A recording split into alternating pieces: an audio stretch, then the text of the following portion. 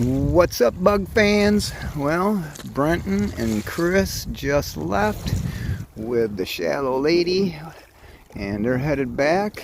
We're still here in Turkey Cove. It's pretty choppy out there today and we don't have no particular place to go, so we might stay put. Debbie's working on another video and we got a fire going, so yeah, so we're in our safe little harbor. We had a thunderstorm go through this morning and rocked us around a little bit, but we survived. Alright guys, we'll check back later.